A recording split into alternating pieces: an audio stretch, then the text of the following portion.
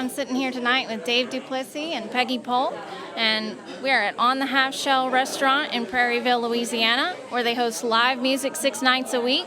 So we're going to talk to Dave and Peggy tonight about their life in music. So thanks for being here with us. Thank you. Thank you for having us. So Dave, you were born here in Louisiana, grew up in New Orleans, and then you took a tour with your father in France to play on the military bases there.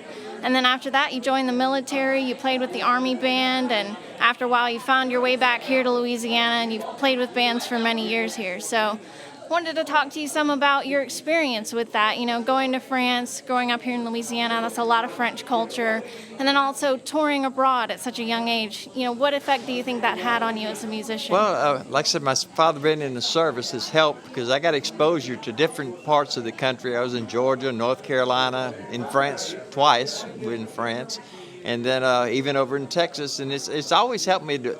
It seemed like we moved every 2 years, and I would get new friends and learn new experiences from just traveling around. And then I went in the Army in 1967, and thanks to that, I went to the U.S. Naval School of Music, which really helped my career a lot. That was great to have that opportunity. And when I got out of the Army in 1970, I went to Bourbon Street. Right off the bat, went down there and played and started getting back into Louisiana culture. Wow. So being in the military obviously requires a great deal of discipline. What role do you think that discipline plays in a musician's life? Well, the military teaches you discipline. That's the main thing. I think young men should go in the military, just if nothing else, to learn that part of being disciplined about yourself. And then the experiences of meeting other people around the world has always been nice. My mother was from Paris originally, so that kind of helped when we went to France. She did. Wow, okay. So your main genre that you play these days is jazz, and jazz is a huge part of Louisiana culture. It's really integral to who we are. So where do you see the future of jazz going in Louisiana, and what advice do you have for young musicians who are interested in jazz? Well, you're so fortunate here in Baton Rouge to have WBRH as a radio station. It plays jazz and more is their logo. And Rob Payer always makes sure that he plays our music. That's one good thing. He's really a good guy for helping local musicians out in Louisiana. Hopefully jazz is going to pick up with the younger people. Well, they'll get into it and start understanding it, breaking it down. Although swamp pop's a great music. Nothing wrong with swamp pop. That's one thing I love about Baton Rouge is the people and swamp pop. It's big down here, the way everybody dances and everything. It's great, Yeah, awesome. So Peggy, you are a retired doctor. You also are an activist for Cat Haven and helping cats in Baton Rouge. I love that. And you're a musician. You play with the Eddie Smith Band. I think you played with the Stormy Band as well. And now you're playing with Dave. So how did you become a musician, and what does music mean for your life?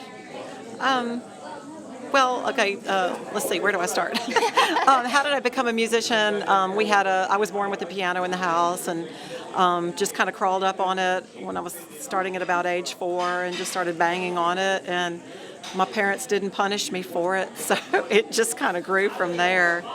It didn't help. It actually put me through college and medical school back in the day when college and medical school wasn't quite so expensive as it is now. So you were actually able to pay your own way through, and so that was a blessing.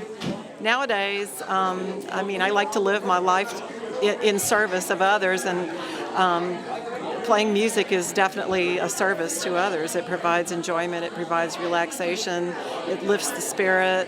It's just very gratifying. That's wonderful. So you actually paid your way through college being a musician. That's amazing. Yeah. Wow. So was your family a big musical family, or were you the only? Not particularly, no. That's wonderful. I was the same way. Yeah.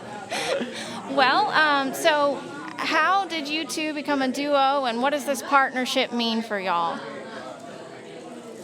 Well, go.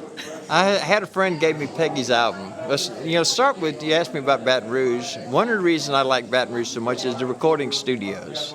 They're a better quality. You have better musicians down here compared to where I'm in central Louisiana. I did a lot of recording. I had my first EP in 1978. I recorded it in Alexandria and pressed it at Floyd's Records in Ville Platte. back then, in that day, that was the place to go. But since then, in 2013, I met Brian Brignac. He plays with Sonny Landreth. He's drummer Sonny, and he has his own studio. And I did a CD with him, and I had Bobby Henderson on guitar. Worked for Jimmy Swaggart, and I had some great musicians on the CD. So down here, the opportunities are much better, for studios. And one of my friends gave me Peggy's CD. And I thought to myself, that one of these days I'm going to meet this girl and play music with her. And just so happens, Peggy has a studio herself. Oh, okay. And the name of it is Peggy? Studio on the Swamp. In the Swamp. I don't know how that name come about. Where you live has anything to do with it? Our backyard, yeah, the studio is in my house. And Okay. our house backs up to Bluebonnet Swamp. Okay. So it's Studio on the Swamp. Very neat. And she gets a great sound. That's how we got together. I went to her studio and we recorded that song, Let's Go Downtown, and just by chance it hit #1 in the charts in the UK.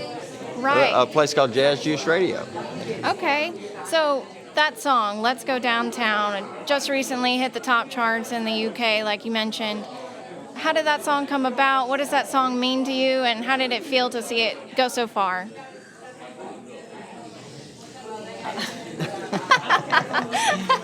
He brought the song idea, and I like to just develop things. I like to produce and write parts to songs and stuff. So that was my jam. So that's what I did. Cool. And then we came and we laid the sax down.